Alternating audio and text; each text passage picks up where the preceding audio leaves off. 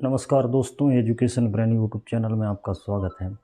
कक्षा 10 की गणित की जो हम पिछली वीडियो में क्लास की थी, मुझे उम्मीद है कि आपने वो क्लास सब देखी होंगी। उसी को आगे बढ़ाते हुए हम प्रश्नावली 1.1 के कुछ सवाल पहले किए थे और प्रश्नावली 1.1 जो हमने कंप्लीट कर दी थी, तो उसी को आगे बढ़ाते हुए अब प्रश्नावली 1.2 इसको हल करेंगे। तो प्रश्नावली 1.2 है वो अपरिमेय संख्या पर आधारित है। तो अपरिमेय संख्या क्या होती हैं उस पर आधारित है। तो यहाँ पर जो अपरिमेय संख्या होती हैं तो वो संख्याएं जिनको p/q के रूप में नहीं लिखा जा सकता या जिनको बटे के रूप में नहीं लिखा जा सकता, उन्हीं को क्या बोलते हैं? अपरिमेय संख्याएं बोलते हैं। तो यहाँ पर आप देखें कि प्रश्नावली 1.2 का जो क्वेश्चन है वो पहला क्वेश्चन यही है कि √5 को एक अपरिमेय संख्या सिद्ध करना। ये कि सिद्ध कीजिए कि √5 एक अपरिमेय संख्या है। तो आप इसको कैसे सिद्ध करेंगे? तो अपरिमेय सिद्ध करने के लिए सबसे बेसिक तो यही है कि अगर उसको बटे के रूप में नहीं लिखा जा सकता तो वो अपरिमेय संख्या है। तो अगर इसको बटे के रूप में नहीं लिखा जा सकता तो वो अपरिमेय संख्या कहलाएगी। तो अपन यही सिद्ध करेंगे कि ये बटे के रूप में लिखा जा सकता है कि नहीं लिखा जा सकता। उससे पहले अपन थोड़ी परिमेय संख्याओं के बारे में देख लें कि जैसे परिमेय जो संख्याएं होती हैं, परिमेय संख्याएं होती हैं, इनको p/q मतलब बटे के रूप में लिखा जा सकता है और q क्या नहीं होना चाहिए? 0 नहीं होना चाहिए। अगर इस शर्त का वो पालन कर रही हैं तो वो सभी संख्याएं परिमेय संख्याएं कहलाती हैं। p/q के रूप में लिखा होना चाहिए और q 0 नहीं होना चाहिए, तथा p और q क्या होना चाहिए? पूर्णांक होना चाहिए। ठीक, तो यही परिमेय संख्या की पूर्ण शर्त है कि उनको p/q के रूप में लिखें और p और q पूर्णांक हो और q का मान 0 नहीं होना चाहिए। उसके अलावा पूर्णांक में q का मान कुछ भी हो सकता है। तो यही परिमेय संख्या होने की शर्त है। लेकिन ये इस शर्त का पालन करेगी कि नहीं, अपन ये चेक करेंगे। अगर ये नहीं करेगी तो परिमेय संख्या नहीं है, और करेगी तो परिमेय संख्या है। लेकिन ये अपरिमेय संख्या है, ये अपन को सिद्ध करना, और अपन को पता भी है कि √5 अपरिमेय संख्या है। और इसको सिद्ध कैसे करेंगे उससे भी और क्लियर हो जाएगा। तो यहाँ पर ध्यान दें कि परिमेय संख्या जैसे 2, 3, 3/2, 1/2, ये आपको जो सभी संख्याएं दिख रही हैं ये सभी परिमेय संख्या कहलाती हैं।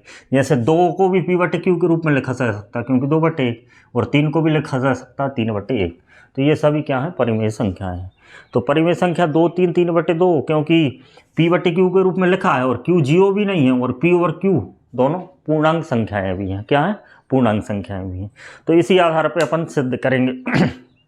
एक बात और समझने वाली है कि जैसे परिमेय संख्या, एक एग्जाम्पल देखते हैं कि 10/8, 10/8 आपको एक परिमेय संख्या दिख रही है।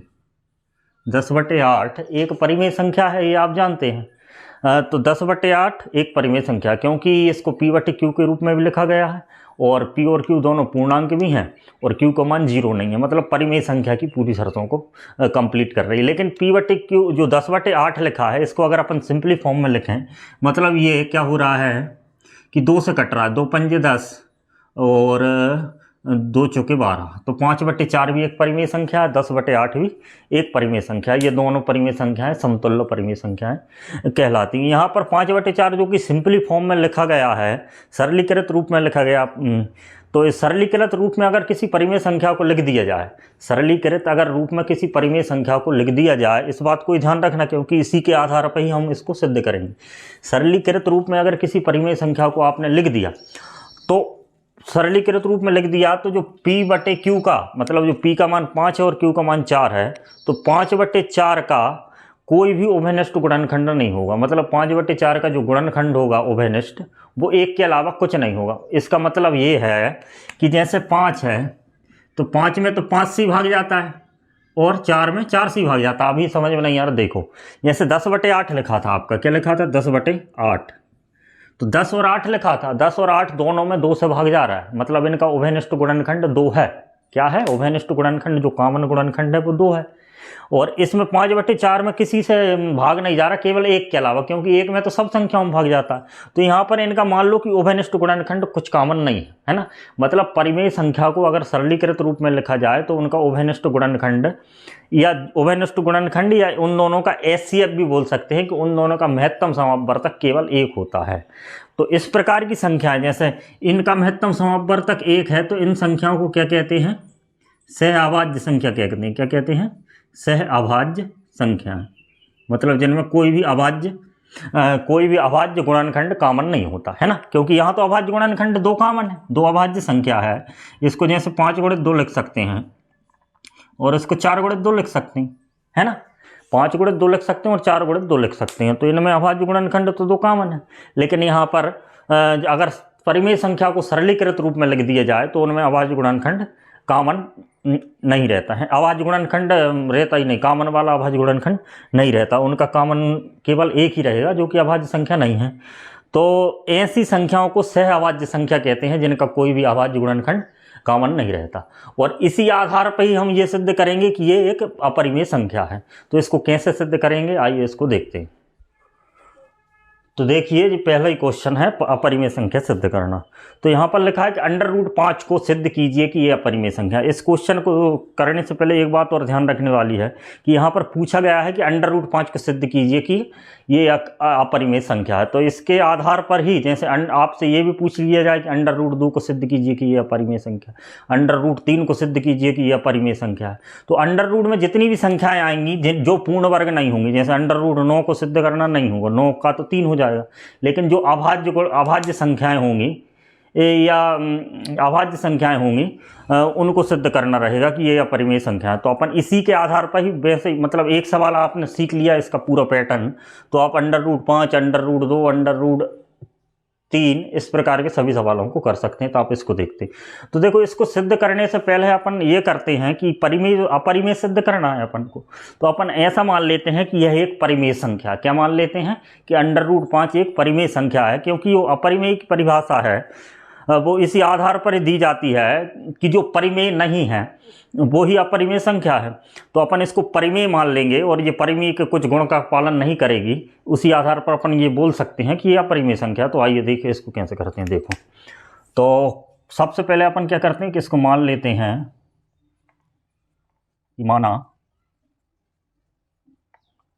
माना कि √5 एक, ये क्या परिमेय संख्या है ना। सबसे पहले तो आपको यही मानना है √5 एक परिमेय संख्या, ये आपने मान लिया। सबसे पहले मान लिया कि √5 एक परिमेय संख्या है, और परिमेय संख्या है तो परिमेय संख्या के कुछ गुण होते हैं कि उनको P/Q के रूप में या बटे के रूप में उनको लिखा जा सकता है। ठीक है, तो अपन इसको भी बटे के रूप में लिख सकते हैं। अगर ऐसा मान ही लिया है तो अब √5 को ऐसा भी लिख सकते हैं अपन कि हमने मान लिया कि √5 एक क्या है, परिमेय संख्या है। तो √5 को आप P/Q के रूप में लिख सकते हैं कि √5 P/Q के रूप में लिख सकते हैं, क्योंकि हमने इसको परिमेय संख्या माना, इसलिए इसको P/Q के रूप में लिख सकते हैं। इसके साथ साथ आपको कुछ बातें और लिखनी होगी कि जैसे P/Q में P और Q दोनों पूर्णांक होते हैं और Q 0 के बराबर नहीं होता, ये बात आपको लिखना पड़ेगा। तो यहाँ कोष्टक में मैं लिख दे रहा हूँ कि यहाँ P/Q क्या है, पूर्णांक है, पूर्णांक। तो P/Q पूर्णांक है तथा Q 0 नहीं है, क्योंकि बटे में 0 नहीं आनी चाहिए। बटे में 0 आने का मतलब वो संख्या अपरिभाषित हो जाएगी। तो P/Q और Q 0 नहीं। ठीक है, तो परिमेय संख्या के यही गुण होता है कि P और Q पूर्णांक होने चाहिए और Q का मान क्या नहीं होना चाहिए, 0 नहीं होना चाहिए। इसके बाद आपको एक बात और लिखना है, लेकिन अपन वो क्वेश्चन हल करेंगे उसके बाद यहाँ पर वो एक बात और लिखेंगे, और वो क्यों लिखी है वही मेन है, और उसी के आधार पर हम सिद्ध करेंगे कि यह परिमेय संख्या है या नहीं। तो अब अपन ने इसको कर लिया कि √5 P/Q के बराबर है, ये तो परिमेय संख्या इसलिए √5 P/Q के बराबर है। तो इसमें और कुछ करते हैं कि जैसे √5 P/Q के बराबर है तो ये एक समीकरण है, और समीकरण के दोनों पक्षों का अपन वर्ग करने पर इन दोनों पक्षों का क्या कर देते हैं, वर्ग कर देते हैं। तो यहाँ लिखो दोनों,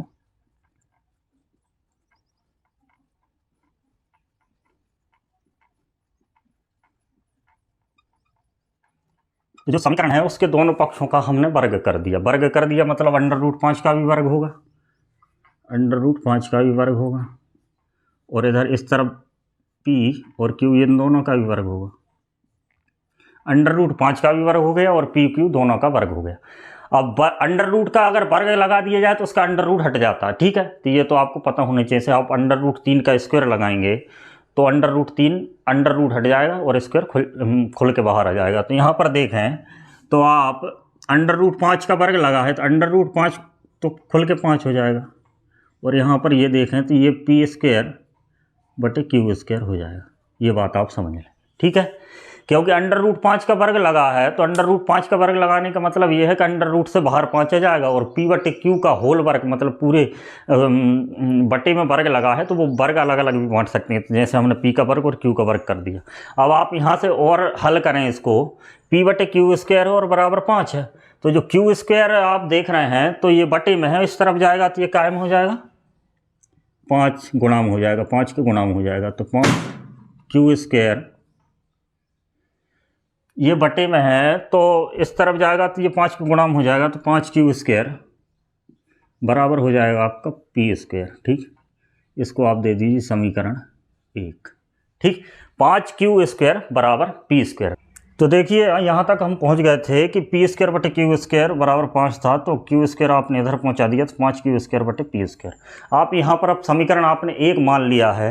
अब इस समीकरण को आपको ध्यान से देखना, क्या लिखा, 5 क्यू स्क्वायर बराबर क्या है, पी स्क्वायर, ठीक। अब ये समीकरण को मैं यहाँ लिख के आपको समझा देता हूँ, क्या लिखा है कि 5 क्यू स्क्वायर बराबर पी स्क्वायर लिखा है, आप देखें। या इसको ऐसे भी लिख सकते हैं कि क्यू स्क्वायर बराबर पी स्क्वायर बटे 5, क्यू स्क्वायर बराबर पी स्क्वायर बटे 5। यहाँ इसको लिखने की ज़रूरत नहीं, यहाँ मैं आपको समझाने के लिए लिख रहा हूँ। तो इसको 5 उसके बटे में चला गया, पी स्क्वायर बटे 5। तो यहाँ पर देखें कि पी स्क्वायर बटे 5 की जो वैल्यू है, 5 की जो वैल्यू है पी स्क्वायर बटे 5 आपको यहाँ दिख रहा है, इसका जो मान है वो क्यू स्क्वायर के बराबर है। मतलब पी स्क्वायर और क्यू स्क्वायर तो पूर्णांक हैं, ये आप जानते हैं कि पी स्क्वायर और क्यू स्क्वायर पूर्णांक हैं, तो उनका स्क्वायर भी पूर्णांक होगा। जैसे 4 पूर्णांक रहता है, तो अगर 4 का वर्ग करें तो 16 भी उसका 16 भी पूर्णांक रहता है। तो यहाँ पर पी स्क्वायर में अगर 5 से डिवाइड कर रहे हैं तो एक पूर्णांक संख्या आ रही, क्या आ रही है, एक पूर्णांक संख्या आ रही। तो इसका तात्पर्य ये है, आपको ये समझना है कि पी स्क्वायर में 5 से भाग जा रहा है। क्या हो रहा है, पी स्क्वायर में 5 से पूरी तरीके से भाग जा रहा है, क्योंकि पी स्क्वायर बटे 5 का मान क्यू स्क्वायर है, और क्यू स्क्वायर एक पूर्णांक संख्या है, और अगर पूर्णांक संख्या आ रही है तो इसका तात्पर्य यही है कि जो 5 है उससे भाग जा रहा है पी स्क्वायर में। अगर 5 से पी स्क्वायर में भाग जा रहा है तो पी स्क्वायर का एक गुणनखंड होगा 5। क्या होगा, एक गुणनखंड होगा 5। तो यहाँ पर अपन यही बात लिखेंगे कि समीकरण 1 से, आप समीकरण 1 से ही देखें, समीकरण 1 से स्पष्ट है, समीकरण 1 से स्पष्ट है कि पी स्क्वायर 5 से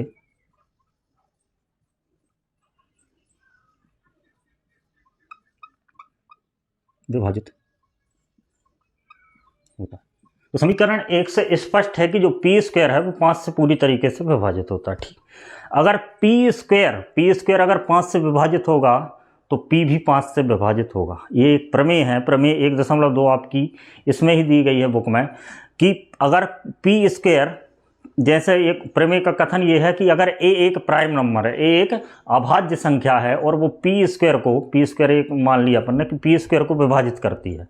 अगर ए एक अभाज्य संख्या है और वो पी स्क्वायर को विभाजित करती पूरी तरीके से, तो वह पी को भी विभाजित करेगी। इसको एक उदाहरण के माध्यम से आप समझते हैं। और इस प्रमेय को अगर आप पढ़ना चाहते हैं तो मैं इस वीडियो के बाद अगले वीडियो में कॉन्सेप्ट क्लियर करने के लिए आपको ये प्रमेय पूरी समझा दूंगा, लेकिन अभी समझने के लिए आपको थोड़ा बता देता हूँ एग्जाम्पल के माध्यम से, कि जैसे 25 है, मान लो 79 है, क्या है 49 है, मान लो कि 49 है, उसमें 7 से भाग जाता है, 49 में 7 से भाग जाता, क्योंकि 7 एक प्राइम नंबर है, एक अभाज्य संख्या है, और 49 में उससे भाग जा रहा है। तो 49 में अगर 7 से 49 में भाग जा रहा है तो 49 मतलब 7 का वर्ग है, 49 का मतलब तो 7 का वर्ग है, और 7 के वर्ग में अगर 7 से भाग जा रहा है तो 7 में भी भाग जाएगा। तो यहाँ पर देखें तो पी के वर्ग में 5 से भाग जा रहा है, तो पी का भाग पी में भी 5 का भाग जाएगा, ये बात आप समझें। तो यहाँ पर यही लिखना है कि समीकरण 1 से स्पष्ट है कि पी स्क्वायर 5 से विभाजित है, पी स्क्वायर क्या है, 5 से विभाजित है। तो तब करके यहाँ लिख दो, तब पी भी 5 से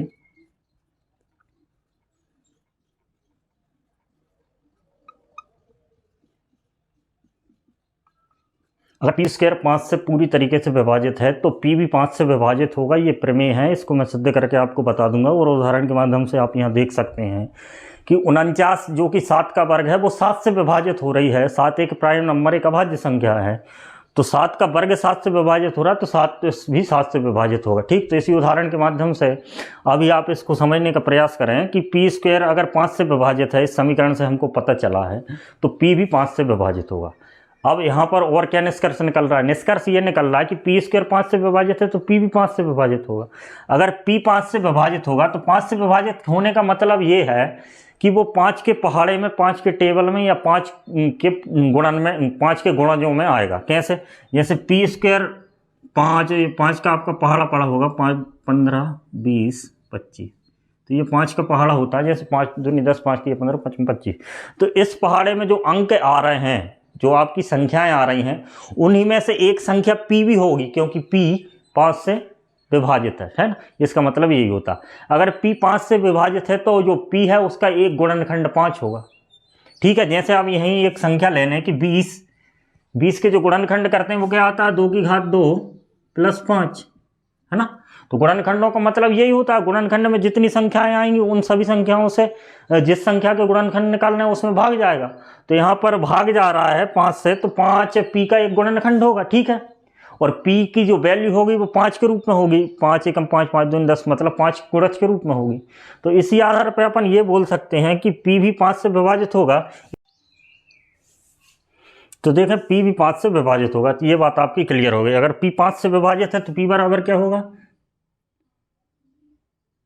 तो करके आप लिख दो, पी बराबर आपका होगा 5a, है ना। 5a 5 के गुणक के रूप में पी होगा, क्योंकि 5 इसका गुणनखंड है, तो 5a होगा। और a यहाँ पर आप लिख दो, क्योंकि ये क्या हो जाएगा? आपका पूर्णांक हो जाएगा। क्या हो जाएगा?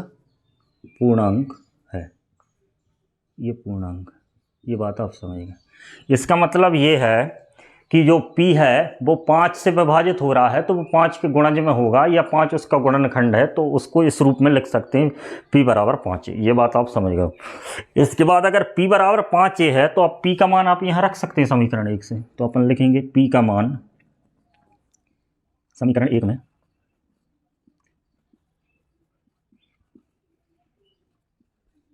p का मान रखने पर, तो समीकरण 1 में आप p का मान रख दीजिए। तो समीकरण 1 ये है, और यहाँ जहाँ पर p है उसकी जगह 5a लिखना है आपको, तो आप रखें। तो यहाँ पर समीकरण 1 क्या है? 5q² बराबर p², और p² की जगह आपको क्या लिखना है? 5a का स्क्वायर। ठीक, तो ये बात आप समझ गए होंगे। 5q² 5a², 5q² और जो 5a² आपका हो गया। अब इसको और हल करें तो ये आपका हो गया 5q² बराबर 5a², मतलब 5 का स्क्वायर 25 और a का स्क्वायर a²। ठीक, अब आप यहाँ समझ गए कि 5q² है और 25a²। अब ठीक, इसको और हल करेंगे तो यहाँ पर जो 5 है और इसमें भी 5 गुणज 5 है, तो इस 5 से ये 5 कट जाएगा, तो ऐसे कटेगा। जैसे आप इसको लिखेंगे q² बराबर 25, और ये गुणा में 5 है तो बटे में 5 जाएगा, और ये आपका a² हो जाएगा, और ये इससे 5 बार कट जाएगा। अब इसको मैं आपको यहाँ बता दे रहा हूँ। ठीक, इसके नीचे ही करना है आपको, यहाँ जगह नहीं इसलिए आपको बता रहा हूँ। तो q² बराबर आपका क्या आया है? जो q² आपको दिख रहा है ये q² है ना, तो q² बराबर आपका आ गया 5a²। q² बराबर आपका आ गया 5a²। इसको आप दे दीजिए समीकरण 2। अब समीकरण 1 की भांति समीकरण 2 में भी अपन विचार करेंगे कि q² बराबर 5a² आया है। तो इसी को अपन यहाँ देखेंगे कि समीकरण जो 2 दिख रहा है आपको क्या लिखा है? q² बराबर आपका 5a² आया है। तो यहाँ पर q² बराबर बटे 5 बराबर a² आ गया। ठीक, ये बात समझे आप। यहाँ पर q² बटे 5 बराबर a² आ गया। इसका मतलब यही है कि q² में 5 से भाग जा रहा है, क्योंकि a² एक पूर्णांक है, क्योंकि ये पूर्णांक है तो a² भी एक पूर्णांक होगा। अगर q² बटे 5 का मान अगर एक पूर्णांक के बराबर है तो इसका तात्पर्य यही है कि q² में 5 से भाग जा रहा है। ये बात आप समझें, है ना। तो यहाँ भी यही कथन लिखेंगे कि समीकरण 2 से स्पष्ट है, समीकरण 2 से स्पष्ट है कि क्यू स्क्वायर 5 से विभाजित है, 5 से विभाजित होता है। ये आप अभी लिखे, कोई कभी लिखना है कि क्यू स्क्वायर 5 से विभाजित होता है। अब वही प्रमेय 1.2 जो कि आपके अध्याय प्रमेय 1.2 है कि अगर वर्ग 5 से विभाजित हो रहा किसी अभाज्य संख्या से तो उसका वर्गमूल भी 5 से विभाजित होगा। मतलब क्यू स्क्वायर 5 से विभाजित है तो क्यू भी 5 से विभाजित होगा। तो अपन लिखेंगे तब करके लिख देंगे तब क्यू भी 5 से विभाजित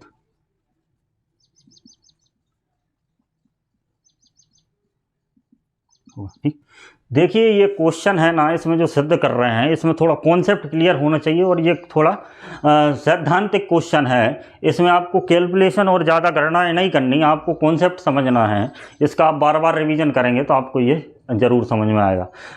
तो यहाँ पर क्या लिखा है, तब क्यू भी 5 से विभाजित होगा। तो क्यू 5 से विभाजित होगा तो मतलब क्यू भी एक ऐसा नंबर होगा, एक ऐसा पूर्णांक होगा जो 5 के पहाड़े में आएगा, 5 के टेबल में आएगा। ये यूं कहें कि 5 का गुणा जो होगा तो यहाँ पर विभाजित होगा। तब आप लिख देंगे तो क्यू बराबर क्या होगा, क्यू बराबर 5 ए मान लेते हैं, ए तो मान लिया, 5 बी मान लेते हैं। क्या मान लेते हैं, 5 बी। और यहाँ पर कोष्टक में लिख देंगे बी पूर्णांक क्या है, पूर्णांक है। ठीक, तो ये बात आप समझ गए। इतना आपने सवाल कर लिया, अब लगभग अपन निष्कर्ष पे पहुंचने ही वाले हैं। यहाँ पर एक ध्यान देने वाली बात ये है कि जो P है, आपको P दिख रहा है, जो P अपन ने P/Q में जो P माना था वो भी 5 के पहाड़े में या 5 उसका गुणनखंड है और Q है उसका भी 5 गुणनखंड है। मतलब इसका मतलब ये है कि P और Q के उभयनिष्ठ गुणनखंड जो कॉमन गुणनखंडों में एक 5 है क्योंकि 5 इसमें भी आ रहा है। यहाँ पर देखो P बराबर क्या हो, P बराबर 5a है। ये देखो P बराबर तो 5a है, यहाँ ये देखो P बराबर 5a और Q बराबर क्या आ रहा है, 5b। मतलब P और Q दोनों 5 के ही पहाड़े में आ रहे हैं। इसका मतलब ये है कि P और Q का एक उभयनिष्ठ गुणनखंड क्या है, 5 है। उभयनिष्ठ गुणनखंड क्या है, 5 है। अब यहीं से आपको बात समझना है, यहाँ से बात आपको ये समझना है कि P और Q के उभयनिष्ठ गुणनखंड में 5, P और Q के जो गुणनखंड में एक उभयनिष्ठ गुणनखंड इस प्रक्रिया में निकल कर आया है 5 है, कि 5 इन दोनों का उभयनिष्ठ गुणनखंड है। ठीक है, तो 5 उभयनिष्ठ गुणनखंड है, इससे मतलब क्या निकलेगा। तो आप यहाँ पर ध्यान दें, इसी बात को ही समझना है, यही मेन बात है। हमने देखा कि P और Q हमने √5 को P/Q माना, √5 को क्या माना है, P/Q माना है। ठीक है, और P/Q के जो मान आए हैं वो 5 के गुणक के रूप में आए हैं। मतलब P का मान हमने क्या माना था, 5a माना था और Q का मान क्या माना था, 5b माना था। ठीक, 5a और 5b माना था हमने, ये ध्यान देना, यही मेन बात है ना। √5 बराबर P/Q हमने क्या माना था, P और Q। √5 एक परिमेय संख्या है, इसको P/Q के रूप में लिखा जा सकता है। P और Q पूर्णांक है, Q का मान 0 नहीं। लेकिन हमने जो निष्कर्ष निकल रहा है कि P बराबर 5a के आया है और Q बराबर 5b के आया है। मतलब P और Q में एक उभयनिष्ठ गुणनखंड जो है वो 5 है ना। मतलब P और Q 5 के पहाड़े में आ रहे हैं या 5 के गुणज हैं। तो अपन 5 के पहाड़े में आ रहे हैं तो परिमेय संख्या में ये कट जाते हैं, काट दो। अब P और Q का मान क्या आ गया, a/b के बराबर आ गया। ठीक है, 5 से हमने काट दिया, P और Q का मान क्या आ गया, a/b के बराबर आ गया। ठीक है, अब ये 5 से कट चुके हैं। ठीक, अब इसमें ये सरलीकृत रूप में लिखा गया, मान लो, है ना। जैसे हमने एक उदाहरण लिया था 10/8। ठीक, 10/8 भी एक परिमेय संख्या है, तो इसको अगर आप सरलीकृत रूप में लिखें तो ये 5/4 के रूप में लिखा जाती है ना, कि ये 5/4 के रूप में लिखा जाती है। अगर इसको सरलीकृत रूप में लिखें, रूप में अपन लिखें तो ये 5/4 के रूप में यहाँ लिखी जाती है ना, ये 10/8 है और सरलीकृत रूप में ये 5/4। लेकिन सरलीकृत रूप में अगर हो जाती है तो इसका मतलब ये है कि उन दोनों में कोई उभयनिष्ठ गुणनखंड कॉमन नहीं होना चाहिए, है ना। मतलब कोई जो गुणनखंड है, मतलब P 5 और 4 जैसे सहअभाज्य हैं, सहअभाज्य का मतलब ये होता है तो उनका कोई भी अभाज्य गुणनखंड कॉमन नहीं। तो ये P/Q यहाँ पर अभाज्य गुणनखंड 5 कॉमन था, हमने इसको 5 से काट दिया। मतलब a/b अब सहअभाज्य संख्याएं हो चुकी। ठीक है। अगर ये सह अभाज्य संख्या हो चुकी, ठीक है।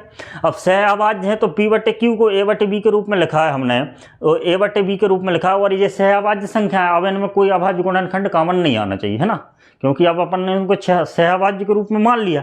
अगर सह अभाज्य के रूप में इनको मान लिया जाए और फिर भी इनमें अगर कॉमन गुणनखंड आ जाए तो इसका मतलब ये है कि हमने अंडर रूट को अगर माना है इनके बराबर, तो अंडर रूट 5 में कुछ दिक्कत है। क्या है? अंडर रूट 5 में कुछ दिक्कत है, क्योंकि इसको सरलीकृत रूप में तो लिखा ही नहीं जा सकता।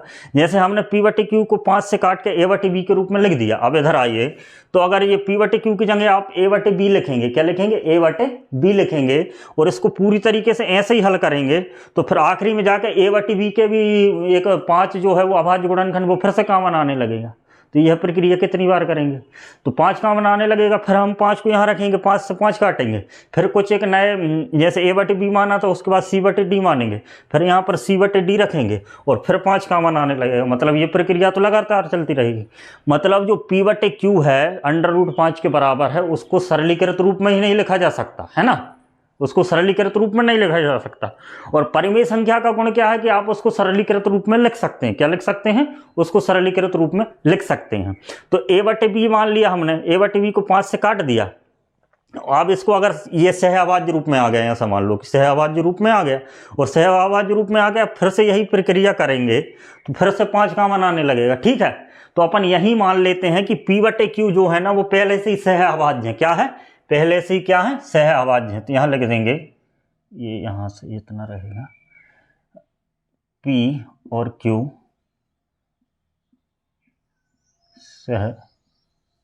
सहअभाज्य हैं। तो ये पूरा आपको इस कोष्टक के अंदर लिखना है ना, ये ध्यान रखना। क्या लिखना है कि यहाँ P Q पूर्णांक है तथा Q बराबर 0 नहीं है, और इसके बाद आप यहाँ लिख देना और P Q सहअभाज्य है, ठीक। अगर P Q को सहअभाज्य रूप में हमने मान लिया, और सहअभाज्य रूप में मानने के बाद उनका एक उभयनिष्ठ गुणनखंड क्या आ रहा? 5 कॉमन आ रहा। तो इसका मतलब जो P Q अंडर रूट 5 के बराबर माना था, उस अंडर रूट 5 में कुछ दिक्कत है, वो अंडर रूट 5 P बटे Q के बराबर नहीं हो सकता। दिक्कत यही है। तो यहाँ पर देखेंगे, क्योंकि करके लिख दीजिए, P और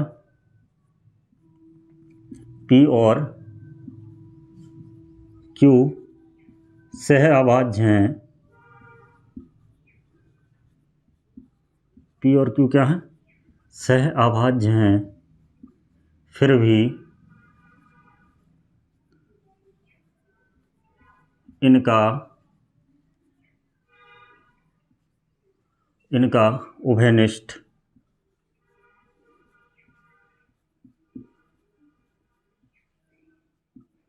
अभाज्य गुणनखंड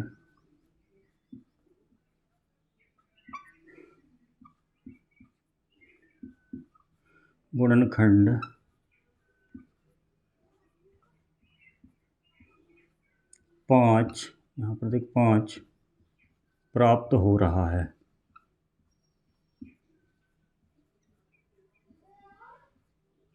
क्या हो रहा है कि P और Q सहअभाज्य संख्या है, फिर भी इनका एक उभयनिष्ठ अभाज्य गुणनखंड 5 प्राप्त हो रहा है। तो इसका मतलब ये है, क्योंकि कर तो इसलिए हो रहा है, तो इसका मतलब यही है कि हमारी परिकल्पना गलत है, हमने उसको परिमेय संख्या गलत मान लिया है ना। तो इसका मतलब इसलिए यह एक विरोधाभास है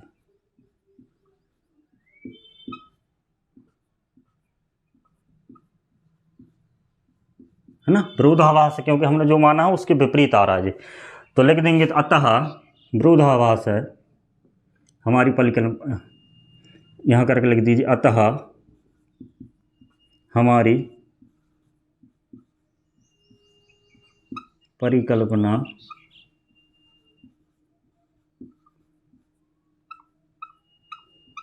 गलत है।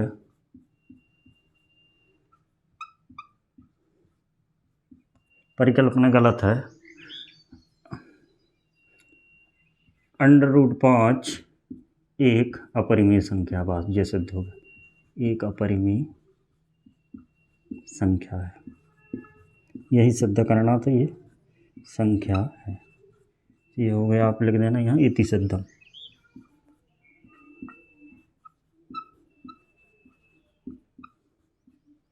ये आपका सिद्ध हो गया। ठीक, तो अब ये बात आपको पूरी तरीके से समझ आ गई। तो इस तरीके से इस सवाल को करना है। √5 एक अपरिमेय संख्या, इसको कैसे सिद्ध करेंगे उसका पूरा पैटर्न ये है। √5 की जगह अगर कोई सी भी संख्या आ जाए, प्राइम नंबर होना चाहिए, पर अभाज्य संख्या होनी चाहिए। जैसे √2 आ जाए, √3 आ जाए, 5 आ जाए, √7 आ जाए, उनको इसी आधार पर आप सिद्ध कर सकते हैं। √5 की जगह जो अंडर रूट में दिया वो मान सकते हैं। जैसे आपको एग्जांपल में एक क्वेश्चन दिया है कि √2 को सिद्ध कीजिए कि ये परिमेय संख्या है ना। क्या दिया है कि √2 को सिद्ध कीजिए कि ये परिमेय संख्या है। तो √2 को सिद्ध कीजिए कि ये परिमेय संख्या है, तो √2 की जगह 2 लिख देंगे और फिर उसके बाद वो सिद्ध हो जाएगी। ठीक है, तो यही एक सब प्रमुख सवाल था प्रश्नावली 1.2 का। अब इसी के आधार पर जो अन्य सवाल हैं वो इसी के आधार पर हो जाएंगे, उनमें ज़्यादा दिक्कत नहीं है। उसका मेन सवाल यही था कि आप इस सवाल से ही अन्य सवाल भी सिद्ध हो जाएंगे। वो कैसे सिद्ध होंगे वो हम अगली वीडियो में बताएंगे। इस वीडियो में इतना ही रखते हैं। ये वीडियो का मुख्य मकसद यही था कि आपको इस सवाल को समझाना, क्योंकि ये बहुत ही कॉन्सेप्चुअल क्वेश्चन है और इसको यूट्यूब पे ऐसा कोई सा वीडियो उपलब्ध नहीं है जिसमें इसको पूरी तरीके से समझाया गया हो। तो इसी को ध्यान में रखते हुए ये वीडियो सिर्फ इसी सवाल के लिए बनाया गया था, है ना। तो आप ये वीडियो आपको अच्छा लगा हो तो आप इस वीडियो को लाइक करें, और मेरे साथ कक्षा 10 की गणित की अगर तैयारी करना चाहते हैं तो आप इस चैनल से जुड़ने के लिए इस चैनल को सब्सक्राइब कर सकते हैं। धन्यवाद।